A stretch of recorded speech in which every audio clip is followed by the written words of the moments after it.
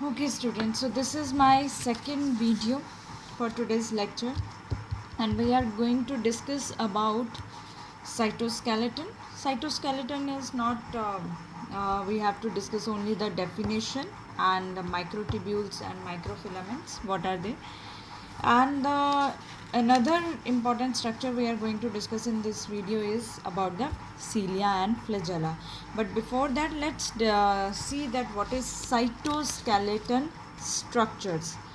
Actually, as you can see the name, skeleton and cyto, so these are the cytoplasmic structures which provide skeleton, which provide shape to cell. Why they are known as cytoskeleton? Because they are present inside the cell. Cytone means cell. That is why they are known as cytoskeleton structures. So these are basically the cytoplasmic structures to provide shape to cell. These are of generally two types: microtubules and microfilaments. Let's see that what are microtubules and what are microfilaments. Microtubules, they are hollow pipe like structures, and microfilaments, opposite to them, they are solid rod like structures. Microtubules, they are made up of a protein, that is the tubulin protein. If you can see the name tubules, they are made up of tubulin protein. And microfilaments, they are made up of much is actin, few another protein but is also present, that is myosin, but majority is actin. So we usually microfilaments which are present in muscles, we usually say that they are made up of actin and myosin. What is their location, where you can find out these microtubules? Microtubules, they are found in cilia, they are flagella. You already know, you have discussed, you know about paramecium, you know about amoeba, right? So there are cilia and flagella. So those cilia and flagella, in those cilia and flagella, there is, to support, basically there is present microtubules, and microtubules are present there. They are present in found in spindle fibers. When we will discuss our chapter cell cycle, cell division, then we will discuss in detail about spindle fibers. They are present in sperm tail, sperm in tail specific portion, that is axoneme of sperm tail. And microfilaments, they are found in microvilli. Microvilli, where they are present, they are present in the intestine also, right? So, and to support microvilli, we have microfilaments. So microfilaments, they are found in microvilli, they are found in cytoplasm and in muscles.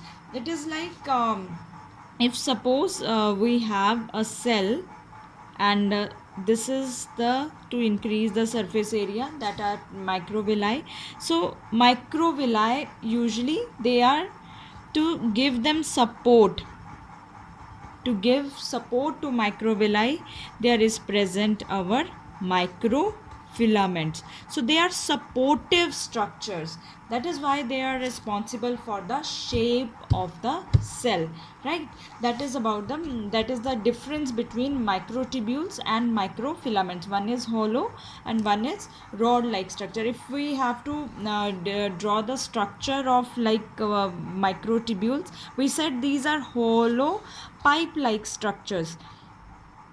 Like suppose if this is a pipe, looks like, if suppose this is pipe, so if I cut its upper portion, then it looks like this, right? So that is upper portion of microtubules, hollow, and it is made up of 13 its wall is made up of 13 protofilaments. 1, 2, 3, 4, 5, 6, 7, 8, 9, 10, 11, 12, 13. These wall is made up of 13 protofilaments. That is the structure of microtubule, that how microtubule looks like. It is made up of these 13 protofilaments. How is the microfilaments look like? I will give you the structure. It is a solid rod like structure, right? So if you draw a rod, this rod like structure is denoted by for the microfilaments. Now there is no space or lumen. It is made up of this rod is made up of proteins. This is made up of these globular proteins. This spherical shape structure which you can see, that one spherical structure is known as globular protein. And what is microfilament made up of? They are made up of which protein? Actin protein. So that is why this single, again I am repeating, this single spherical structure is known as G actin. But when they come together, it becomes fibrous, and that is why this whole protein is known as F actin. F is for fibrous, right? So that is how microfilaments look like. Solid rod like structure made up of G actin and F actin. G actin is its globular protein, and when many globular proteins join together, they are known as F actin, right? Let's proceed to as I told you that microvilli, to support them there are structures which are known as microfilaments, right? Now this is about the cytoplasmic structure. That much information we need to understand here, because that is only present in our NCERT, so we will stick to it. Next is about the next structure we have to discuss today is cilia and flagella. You have to discuss or you have to basically watch this video very carefully when I am going to discuss about cilia and flagella, because its structure is, you have to understand very carefully. Let's talk about their differences first.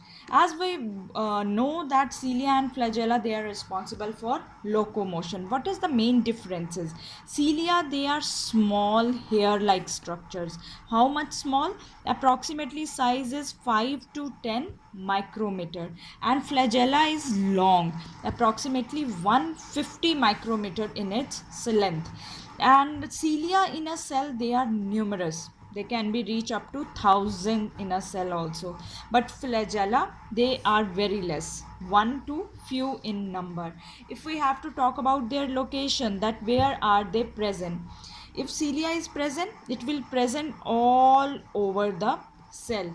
But flagella is normally present on one side of the cell.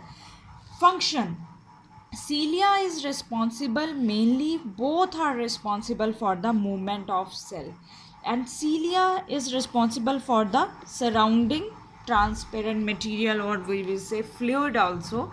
And the main function of cilia is capturing of food. But flagella, it has only main one function, it helps in locomotion. That are the differences between cilia and flagella. But actually, if we now when we will look at the structure of cilia and flagella, both internal structure of cilia and flagella is same, and composition is also same. So internal structure, we are going to draw same, only one structure for both cilia and flagella. In my next video, that is today's last video, I'm going to discuss the detailed internal structure of cilia and flagella.